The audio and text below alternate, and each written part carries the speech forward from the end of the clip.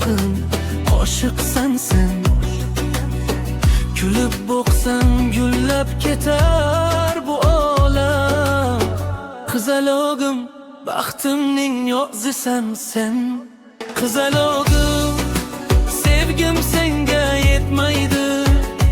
Sen mening eng shirin armonimsan. Yuragimda yashagan jonimsan. Qizalog'im, baxtimning o'zisan sen. Qizalog'im.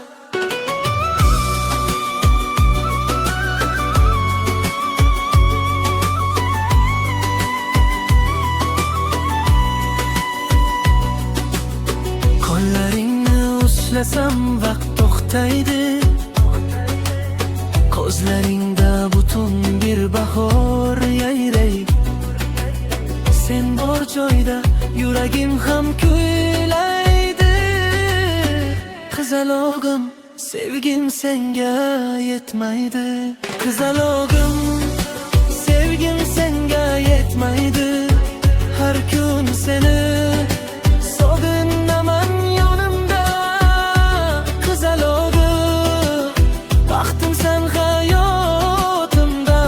Qizalog'im, sevgim senga yetmaydi.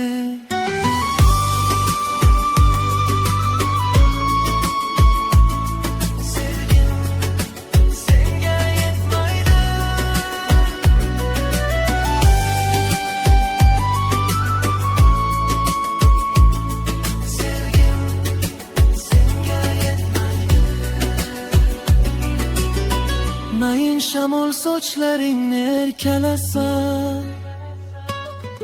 ko'nglim sendan boshqa baxtni so'ramasa. Bir kulishing dardlarimni unuttirsa. Qizalog'im, sevgim senga tutashsa. Qizalog'im, sevgim senga yetmaydi. Sen mening eng shirin armonimsan. Yuragimda yashagan jonimsan. Qizalog'im, baxtimning o'zisan sen. Qizalog'im.